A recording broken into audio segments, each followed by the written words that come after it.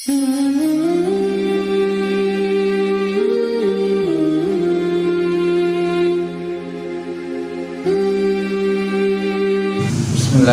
Assalamualaikum warahmatullahi wabarakatuh.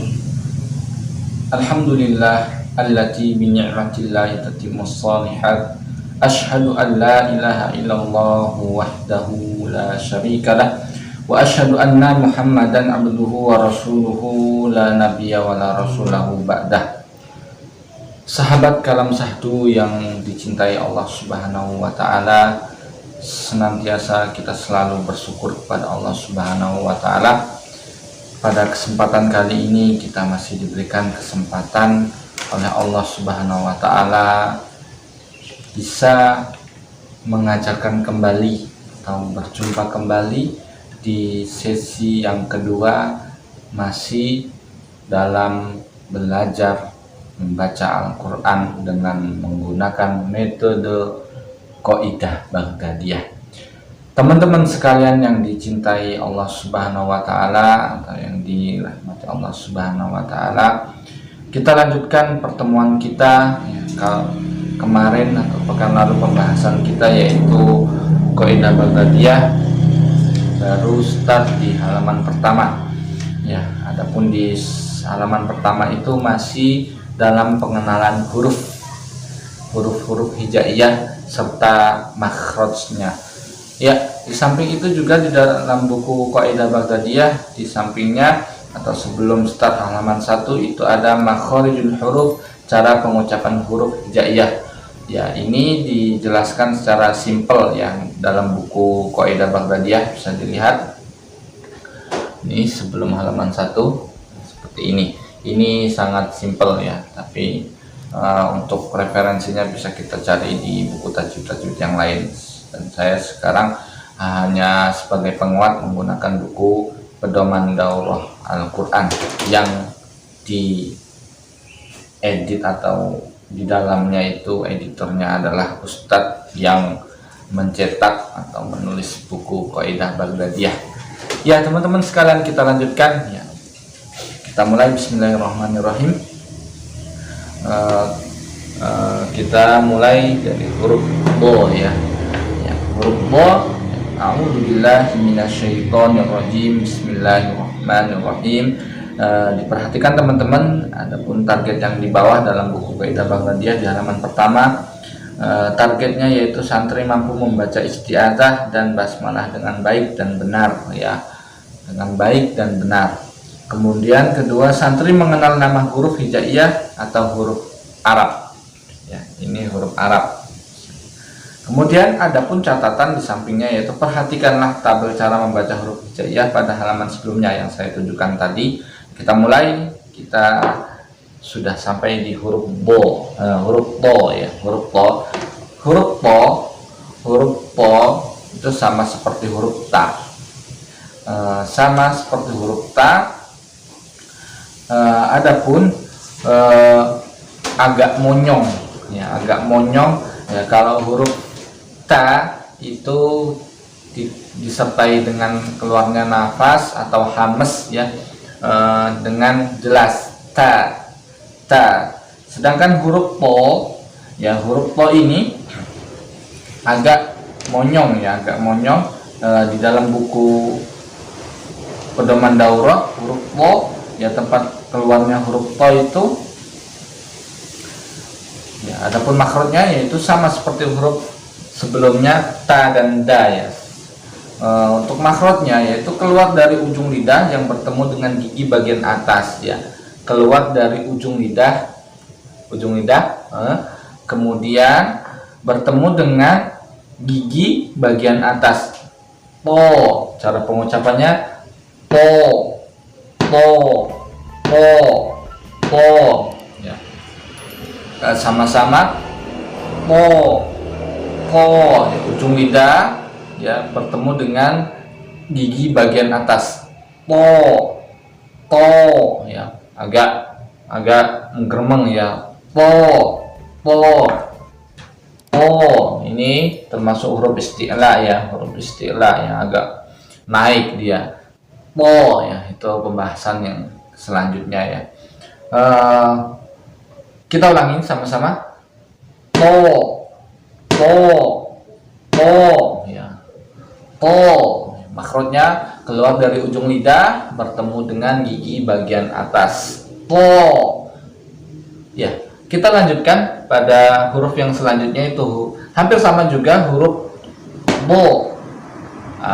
Huruf zo ya, huruf zo ya. Jangan bedakan sama yang sebelumnya ya, so, bo. Kalau ini to, zo ya, ada huruf za-nya. Nah, adapun makhrajnya huruf zo ini ya.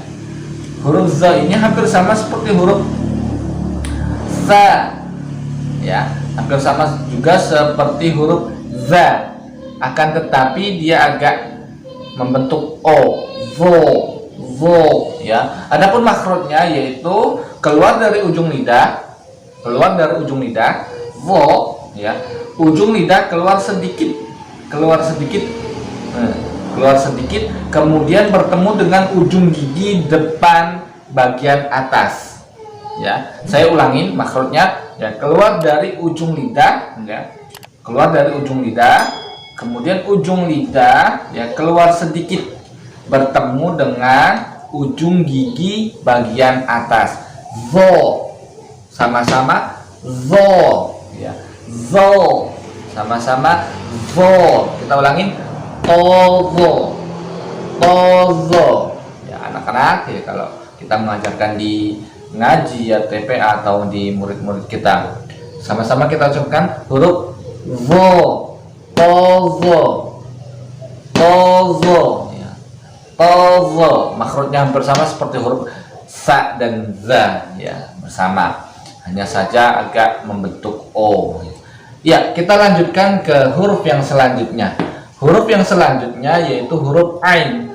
Huruf ain ya, huruf ain itu dia termasuk huruf halq ya, huruf halqi ya, atau huruf yang ada di tenggorokan. Nah, huruf ain ini dia berpasangan biasanya dengan huruf h ya, agak bersih ya. A, h, h ya. Ain agak ditekan ya.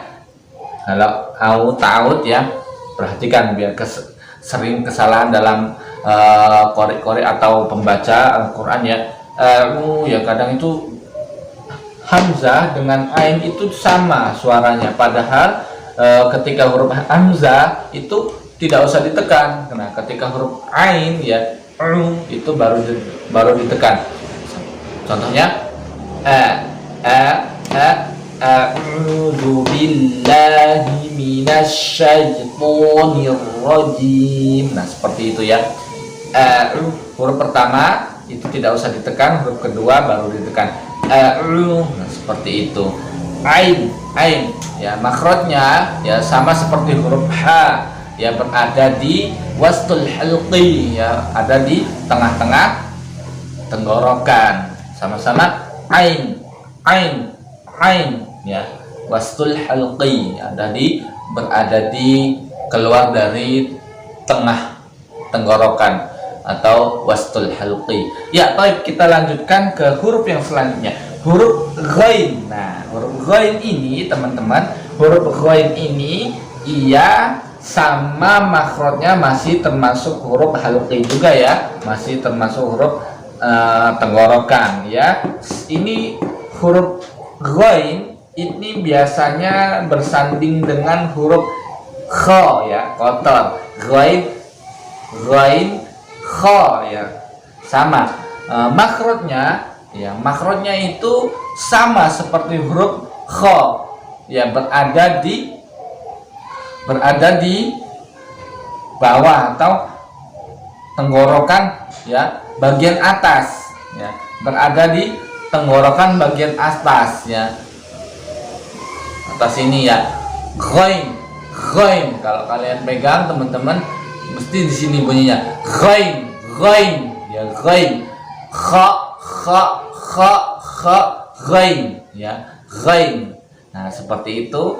Nah, Kita lanjutkan ke huruf yang selanjutnya, yaitu huruf, kita ulangi sama-sama, ta, za, ain, ghain. Nah, selanjutnya huruf fa. Huruf fa, sama-sama fa. Nah, huruf fa ini makhrajnya itu berada di atau posisi mulutnya yaitu ada di antara dua bibir, ya. Makhrajnya keluar dari bibir bawah bagian dalam yang bertemu dengan ujung gigi seri bagian atas, ya. Keluar dari bibir bagian bawah yang ada di dalam yang bertemu dengan ujung gigi seri bagian atas. Fa, ya. Fa. Sama-sama fa. Ya, bukan pa, ya. Biasanya kalau orang-orang barat sana, ya, Jawa bagian barat, ya, agak susah mengucapkan huruf fa ini, ya. Tapi nggak semuanya, ya. Fa. Nah, biasanya pa, ya, seperti itu, ya. Sama-sama kita baca fa. Ya, kita ulangin makhrajnya, keluar dari bibir bagian dalam bertemu dengan gigi seri bagian atas. Fa. Sama-sama fa. Ya, selanjutnya yaitu huruf qaf. Huruf qaf itu sama seperti huruf k, ya. Sama seperti huruf k. Huruf k ini hames, ya. Kalau huruf qaf ini dia huruf qalqalah, ya. Huruf qalqalah. Adapun makhrajnya, ya. Huruf qaf itu makhrajnya itu hampir sama seperti huruf kaf, ya. Huruf qaf itu keluar dari pangkal lidah, ya, dekat tenggorokan pangkalnya, ya. Pangkal bagian dalam, dengan mengangkat ke atas langit-langit. Saya ulangin makhrajnya, keluar dari pangkal lidah atau, ya, lidah yang ada di dalam dekat dengan tenggorokan itu mengangkat, ya, sambil mengangkat ke atas langit-langit. Ko, ya. Ko, bako. Seperti itu, ya. Milko. Ko, sama-sama ko. Ya, suara dalam, ya. Ko. Fa, ko. Sama-sama kita ulangi dari huruf to. Za, ain, ghain, fa, ko. Nah, sama, ya. Kita lanjutkan ke huruf yang selanjutnya, anak-anak atau teman-teman sekalian, ya. Biasa ngajar di anak-anak, jadi manggilnya anak-anak. Huruf kaf, ya. Huruf kaf, ya, bersama, ya. Mereka berdua ini sejoli temenan. Tapi huruf kaf ini dia termasuk huruf hamas, ya. Agak dikeluarin angin, ya. Seperti makhraj huruf qaf, ya, makhrajnya, ya. Seperti makhraj huruf qaf, pangkal lidah turun ke bawah. Kaf, ya. Tadi huruf qaf itu pangkal lidah diangkat ke langit-langit bagian atas, tapi kalau yang huruf kaf itu diturunkan ke bawah. Kaf, ya. Bak, seperti itu. Nah, kita lanjutkan ke huruf yang selanjutnya, yaitu huruf lam. Huruf lam ini sama, ya, huruf lam, yes, keluarnya simple, ya. Huruf lam itu dia keluar, ada makhrajnya itu keluar dengan menggerakkan semua lidah, ya, menggerakkan ke huruf semua lidah dan bertemu dengan ujung langit-langit, ya. Semua, ya, bagian lidah, ya, dari dalam maupun di ujungnya digerakkan semuanya bertemu dengan langit-langit bagian atas atau ujung langit-langit. Lam, ya, ujung langit-langit. Lam, ya, ujung langit-langit, ya, ada di atas, ya. Lam, ya. Lam, simpel sekali, ya. Lam, bal, lam, seperti itu. Sama-sama huruf lam, lam, lam. Nah, selanjutnya yaitu huruf mim. Huruf mim ini ya biasanya ya termasuk, kalau di yang lainnya masuk huruf iklab ya, huruf mim. Adapun di sini makhrajnya yaitu dia sama. Huruf mim ini sama seperti huruf nun ya. Selanjutnya ya, sama seperti huruf waw, sama seperti huruf ba ya. Adapun huruf mim itu dia keluar dari dua bibir ya. Sama seperti ba ya, ba. Sama keluar dari dua bibir yang dirapatkan. Sedangkan waw itu nanti ya keluar dari dua bibir yang dirapatkan. Mim, ya sama seperti ba. Kalau mim itu dirapatkan, kalau ba itu dibuka tanpa mengeluarkan nafas. Mim, ba, nah, seperti itu. Sama-sama mim, lam, mim. Nah, seperti itu. Kemudian selanjutnya yaitu huruf nun. Huruf nun ya sama-sama ya. Adapun makhrajnya huruf nun, huruf nun itu dia hampir sama ya, seperti huruf nun seperti huruf ba tadi ya. Cuman huruf nun ini makhrajnya itu keluar dari ujung lidah di bawah makhraj huruf lam. Ya, kalau lam itu ujung lidah ya bagian atas, nempel ke atas. Kalau nun itu sama ya, tapi di bawah ya, di bawahnya makhraj huruf lam. Ya, kalau lam itu di atas ya, ujung lidah menempel langit-langit atas, lam. Nah, kalau huruf nun itu ada di bawah makhrajnya huruf lam, nun. Nah, agak dalam sedikit lagi langit-langitnya, ujung lidah menempel langit-langit bagian atas tapi masuk ke dalam. Nun, lam, nun. Nah, seperti itu ya. Sama-sama lam, mim, nun. Lam, mim, nun. Kemudian selanjutnya yaitu huruf waw. Nah, huruf waw ini sama seperti huruf mim tadi, sama seperti huruf ba ya. Makhrajnya yaitu keluar dari dua bibir yang dirapatkan ya. Sedangkan kalau huruf waw itu monyong ya, memonyongkan bibir ya. Kalau tadi huruf mim itu dirapatkan, kalau ba itu dibuka, tapi kalau waw ini dimonyongkan sedikit. Wow ya, wow. Sama-sama wow, lam mim nun wow ya, bersama ya, menggunakan dua bibir juga. Selanjutnya itu huruf h. Huruf h ini ya masih termasuk huruf halqi juga. Huruf h yaitu biasanya berpasangan dengan huruf hamzah ya, yaitu keluar dari tenggorokan bagian bawah.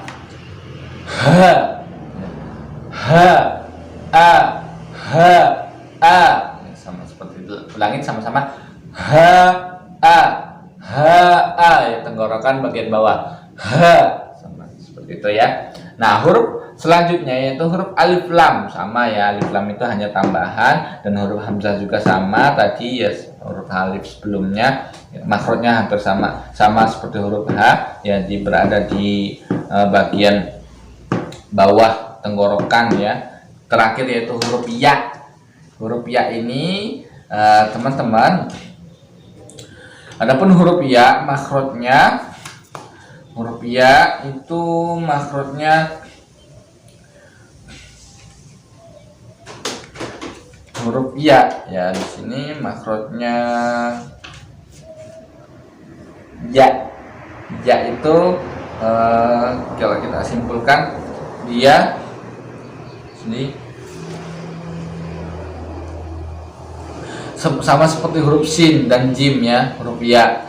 Adapun makhrajnya itu keluar dari tengah lidah bertemu dengan langit-langit ya, bertemu dengan keluar dari ujung lidah ya, atau tengah lidah, keluar dari tengah lidah bertemu dengan langit-langit ya. Tengah lidah tuh nih ya. Kemudian bertemu dengan langit-langit. Ya, ya, ya, ya, you. Ya. Nah, itu ya. Jadi tengah lidah itu bertemu dengan langit-langit atas. Ya. Ya, teman-teman kita sama-sama mengulangi ya. Bismillahirrahmanirrahim ya. Tozo, ain, ghain, fa, qaf, kaf, lam, mim, nun, waw, ha, lam, alif, hamzah, ya. Lam, mim, nun, waw, ha, lam, alif, hamzah, ya. Nah, alhamdulillah kita sudah selesai di halaman pertama di buku Qaidah Baghdadiyah. Nah, di halaman pertama ini teman-teman kalau ingin mengajarkan ke anak-anak atau ke santri-santri itu dikenalkan atau totalitas dengan mengucapkan makhrajnya ya, karena ini adalah pondasi awal kita mengajarkan mereka untuk bisa membaca Al-Quran ya. Jika di tengah-tengah mereka bacanya tidak makhrajnya kurang atau tidak sesuai dengan makhraj, maka fatal nanti ketika dia sudah bisa baca Al-Quran ya, apalagi kalau dia sudah memiliki hafalan. Nah itu, karena pengalaman yang sudah itu teman-teman, jika anak itu tidak ditekankan di awal makhraj hurufnya, huruf hijaiyah ini, ketika dia sudah bisa membaca Al-Quran, nah ketika sudah memiliki hafalan, maka nanti salahnya itu sangat susah untuk diperbaiki, butuh proses yang lama. Maka dari itu saya bilang dari awal, ini adalah fondasi awal agar anak-anak didik kita atau santri kita bisa membaca Al-Quran atau menghafal Al-Quran dengan sesuai makhraj yang benar. Nah, bisa diulang-ulang atau teman-teman bisa mengajarkan huruf hijaiyah ini, mengenalkan kepada murid-murid atau santri-santri itu dengan menggunakan halusinasi atau ilustrasi ya. Ilustrasi itu misalnya huruf nun itu seperti mangkok ya, seperti mangkok yang ada baksonya di atas atau pentol baksonya. Jadi anak-anak itu mudah untuk mengingatnya ya. Kita menggambarkan huruf ini dengan peristiwa yang mereka ketahui.